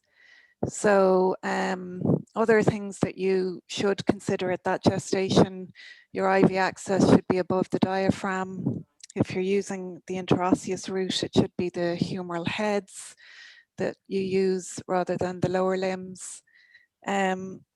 Manual displacement of the gravid uterus. So you can relieve the effects of aortic cable compression by tilting the woman 15 to 30 degrees in a left lateral tilt. And if it is indeed the case that, say, the burn was bigger or there's loss of maternal cardiac output, certainly delivering the baby becomes a much greater priority at that stage in the interests of improving maternal survival. Super. So, and is that something that there's time to think about, or is that something which would need to be done urgently, Rebecca? That should be done urgently wherever you are. Yeah, no time for moving patients to a different environment. It should be done certainly in the setting of where the cardiac output has been lost. Yeah. And then in terms of just other considerations of perioperative care for the pregnant patient, the whole conduct of a general anaesthetic is slightly different to the non-obstetric population. So you're going to have to give them antacids pre-op. All these patients are intubated with a rapid sequence induction because they have increased oxygen requirements and reduced oxygen stores. You need to pre-oxygenate the patient. Generally, we're inducing anesthesia where the operation is going to take place. Yeah, that's it, I think. And are there any specific drugs that we should use or avoid, Rebecca, in the gravid patient? So generally, I suppose as a rule of thumb, you're using drugs only when necessary, where the risk benefit indicates, and using the lowest and minimal effective dose that you can. In the setting, say in this particular setting where there's some degree of hypotension or cardiovascular compromise, you may consider using a combination, as has been alluded to earlier, of ketamine and propofol. You'd certainly be looking at the effects on maternal hemodynamics using a pre-pregnancy weight. Generally, in terms of drugs to avoid, it's really the non-steroidals. Most of the drugs generally that have been discussed up to this usually are considered safe to give in pregnancy. Super, thank you very much. And Emer, you've put together a few slides for us. We can go over these rather quickly. Yeah, no, it was just as Rebecca said, the lowest effective dose, and just that the risk benefit, it needs to be appropriate. Older drugs tend to be the preferred choice just because there's more information available about them, and depending on if they have another disease, monotherapy is preferred. So in epilepsy, but that isn't always possible, obviously. Super, thank you. Jorge. Thank you, Oren. I think, Mr. Santale, is that obviously all of us treat, or the vast majority of us treat both adults and children. And I think that it would be very interesting to hear regarding some changes that we have to take into consideration for the pediatric population, specifically regarding drugs reconciliation, affecting two of the most usual problems with children, which are pain and itch. Can I hear from our pharmacology colleagues about pediatric considerations in terms of drug adjustments? And I would like also just to hear, specifically in the pediatric population, any type of changes that we need to do to antibiotics and infective medications. Maybe I can come to you first of all, Luke. Anything that you need to you can introduce as a strategy regarding drug adjustments when we are dealing with children? Thanks very much, Jorge. So there's two things I want to raise. One is the posology of the different antimicrobials. And that relates to, particularly for the enteral route, the tolerability. And particularly, we were talking earlier about Fluclox, Diclox, and cloxacillin, and they are horse pills, and children do not take them. And the accessibility for syrup versions of those is almost non-existent. Coamoxiclav, however, comes in a delightfully strawberry flavored concoction. So where it is available, and I know that syrups are hard to come by, that is particularly useful for children. The second component comes around dosing. And I do not in any way purport to be a pediatrician, but pediatricians and pediatric pharmacists are particularly useful in dosing in children and always push towards the higher end of the dosing strategy. Using ceftriaxone as an example, it comes at 50 milligrams per kilogram, 80 milligrams per kilogram, or 100 milligrams per kilogram, depending on what you're wanting to achieve. And it's that kind of level of detail where pediatric pharmacists really are your friends, and getting them involved at the writing of protocol stages for those times where you don't have instant access to one really is invaluable. Thank you very much. Any comments from the pharmacist and pharmacology point of view regarding pediatric considerations, Dharani?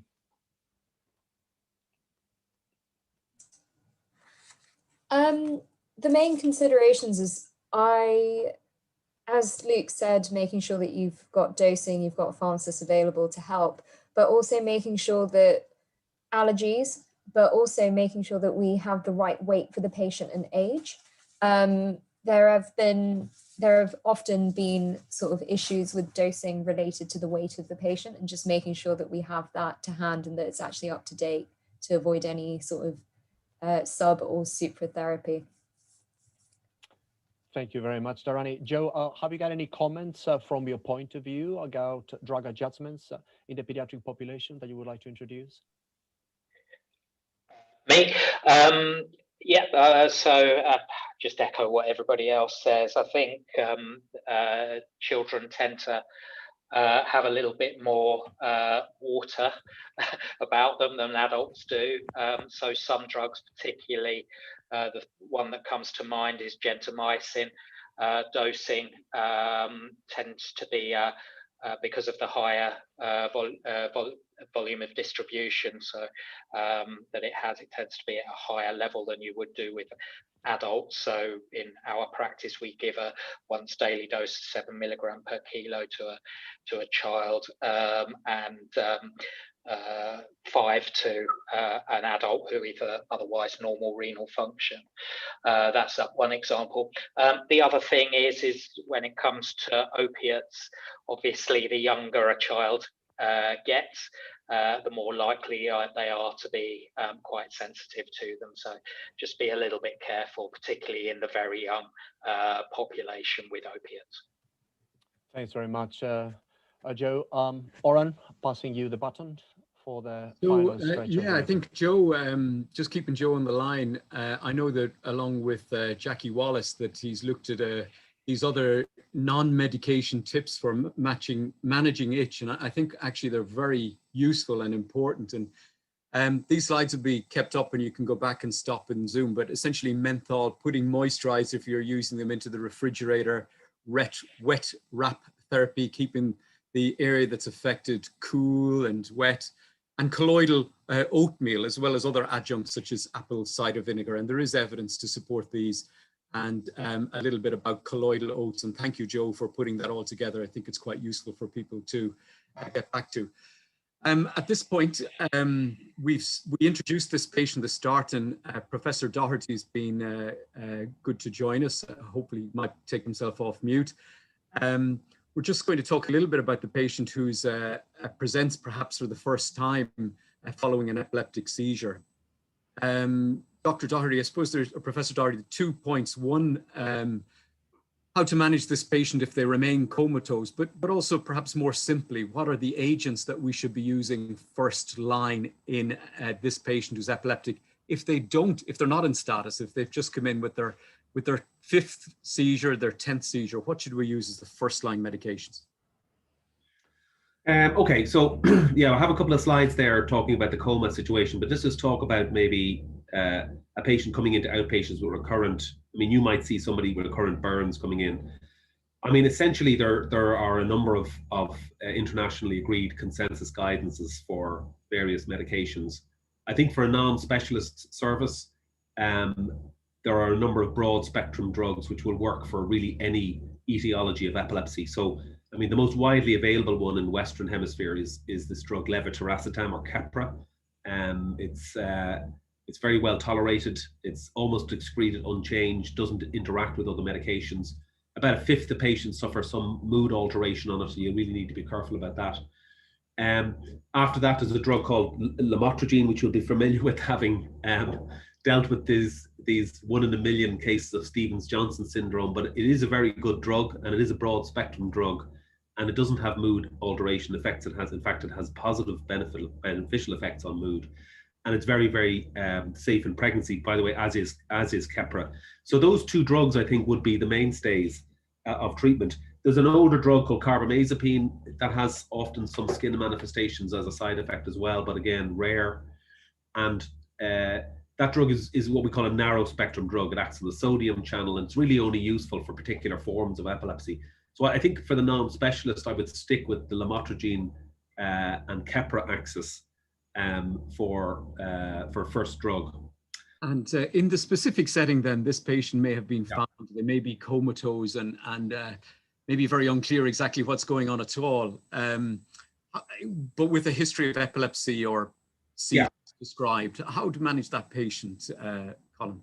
Right. So I think the thing that underlines most of the question of patients with epilepsy getting admitted to intensive care is whether in a patient who's ongoing seizures, whether you might expect to see that clinically. And that's a very difficult question.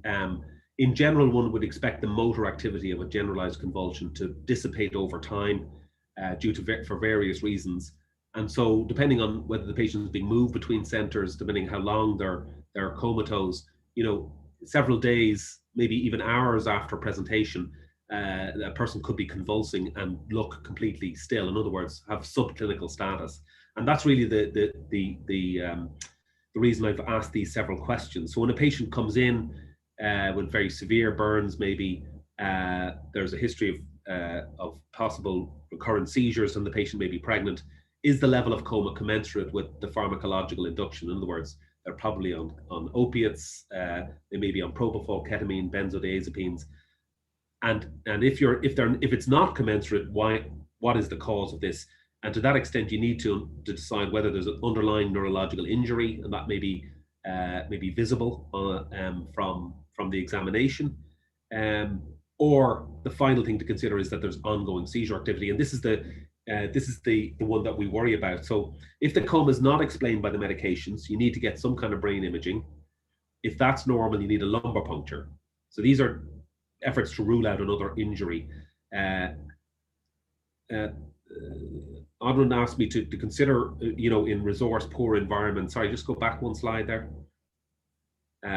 Just consider in resource poor environments whether you could dispense with some of these investigations. So you can, if you can see spontaneous venous pulsations on fundoscopy, you can be 100% sure that the intracranial pressure is normal, and you can do a lumbar puncture. So if the patient then has a known seizure disorder, are they on some sort of treatment? If they're not, if they are, get on the phone, find out what they're taking. It's extremely important to give a patient what they're missing, because this is another mistake that's made widely in lots of intensive care units. They have a range of treatments for seizures, but if the person's taking something like carbamazepine, which is not a drug that you can get in IV form, then they tend to be given all these IV medications, and they're wondering why the seizures are not controlled. And what's happening is the person's withdrawing from their regular treatment. So I think getting an NG, if the person's on carbamazepine, get an NG and get the drug in, and you'll be surprised at how well it'll work. So finally, if you can't explain the coma by medications or neurological injury, you must consider subclinical status. If you can get an EEG, you can confirm that. But I would go ahead, again, having asked these questions about the presence or absence of neurological injury, I would go ahead and treat. The biggest iatrogenic problem with status epilepticus is under treatment. People are not being treated because somebody, oh, I thought I would see this on the surface. I thought I would see jerking or blinking of the eyes, but you don't necessarily see any of that. Next slide. So this is just for to have it on the record, the definitions.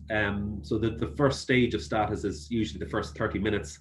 You know, most of us, maybe including yourselves on the burns end, you know, by the time you guys get to see the patient, certainly by the time I get to see them, the first 30 minutes is often over. So they've either come out of status or not. And we're usually dealing with the established stage of status or refractory status as we go through. So established stage is 30 minutes to 2 hours. Greater than 2 hours is refractory, and then what we call super refractory status is any seizures ongoing for more than 24 hours. And we have, you know, in a hospital like of maybe 600 or 700 beds in Dublin, we would have at least one super refractory status per month. So it's not an uncommon disorder. I have 2 in the ICU at the moment. So there's the drugs you would use. Intravenous benzodiazepines are the mainstay of treatment. The failure to use benzos is a significant cause of undertreatment, and these should be widely available in all jurisdictions. So I'm giving them IV, rectally, or you can give midazolam now in buccal form. So these need to be used very early.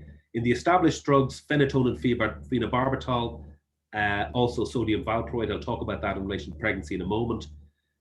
Once it's refractory, then you need to be thinking about using anesthetic agents such as propofol or thiopental coma.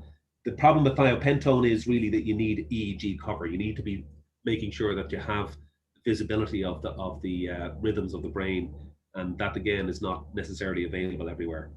Once it gets into super refractory status, then you're talking about general anesthesia and a range of other agents. The key thing to remember is that if patients present with this having never had seizures before and they're in refractory or super refractory status, there's often underlying autoimmune disease about 50% of the time.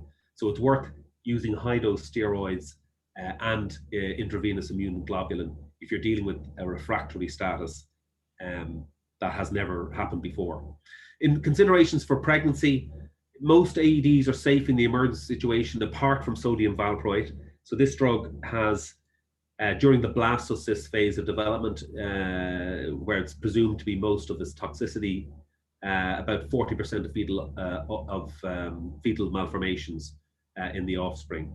So that's very serious. They're nearly 1 in 2. So we really try to avoid the use of valproate. It's a very good drug. It's got a wide spectrum of action, and it could be certainly on your list. In males, it should be on your list along with Keppra and lamotrigine. But unfortunately, in females, it's a very dangerous drug now. So Keppra is widely used in the Western world, but actually recently there were 2 large head-to-head trials of Keppra against phenytoin, which has been around since 1938, and actually both of them work very well. If you have phosphenetone, I mean, one of the things you might have seen in your plastics clinics or patients who've had IV infusions that have tissued with phenytoin in them, it causes a very severe skin reaction. And so phosphenetone is used mainly in pediatrics to avoid that. We don't use it in the adults, but it is worth considering for a patient with a burn. You don't want to make it any worse. But phenytoin is good, just as good as Keppra, and most ICU physicians and ED physicians are used to it, so I would get the phenytoin in. And second line for treatment is phenobarbital, another drug which is old, and you would consider it to have wide effects, including enzyme induction in the liver. But in fact, we know that it actually is quite good on the fetal brain. It doesn't have any very significant secondary effects. So I think phenytoin and phenobarbital are very good options for a patient who's pregnant. Thanks, Colin, for that excellent summary of a complex problem. I'm going to very quickly move on to the last, which is Dr. Cooney. I think actually Dr. Cooney has spoken a couple of times so far, and he's given a very clear overview. Consider delirium, detox, and psychiatric issues later. John, is there anything else you'd like to add to that? I saw your lists there: best first agents, drug adjustments, drugs to avoid. I think the approach to patients, as I said, we've dealt with delirium, we've talked about alcohol withdrawal and covering that as a subset of delirium. Distress is something that we're often asked to see people in relation to, and oftentimes the and obviously not from you, Oren, because you're more psychologically sophisticated, but from around the hospital, oftentimes we're asked to see after trauma with the query of PTSD. Now, the reality is that something like PTSD actually takes quite a while to evolve. And while people can be distressed in the short term, usually this is more in the realm of what we call adjustment reactions. And it's an emotional reaction to, the distressing situation that they find themselves in. It does not necessarily translate into an enduring psychiatric issue or indeed PTSD or whatever. Even though they may have flashbacks as part of the trauma response, and that can sometimes be an acute stress reaction. Again, while it's a risk factor for developing PTSD subsequently, it's certainly not a linear path from one to the other, and many of them resolve. What's actually really important is careful explanation by the caregivers, clarification about what has happened, soothing care, basics of care are really important. Answering the patient's letter, patience, kindness, all these things. When we're asked to see people, we'll often, people may be anxious, and we'll teach them to do some basic anxiety management exercises. And there's lots of different electronic resources, audio resources that you can use from the internet, written ones. Everybody produces lots of them. We have one ourselves in the hospital that we give to patients and train them in, and come back and just check that people are actually using them. In terms of medication with adjustment symptoms, some PRN benzos, benzodiazepines are useful. And if there's a lot of complicated pharmacology going on, lorazepam works quite well in the acute setting because it has little in the way of pharmacokinetic interactions, works reasonably quickly, and produces a reasonable response. And dose titration is simple enough. Obviously, the older one is, the more vulnerable the brain is, and therefore, as I said before, want to avoid induction of delirium or contributing to the onset of that. In terms of antipsychotics, the interesting thing is that really the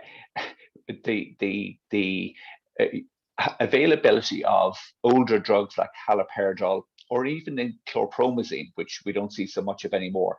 Chlorpromazine is considered to be a somewhat dirty drug, a lot of anticholinergic effects, antihistamine effects, alpha adrenergic effects as well. But actually works well as an antipsychotic if that's the only thing that you have available. Haloperidol, as I say, low doses, used judiciously.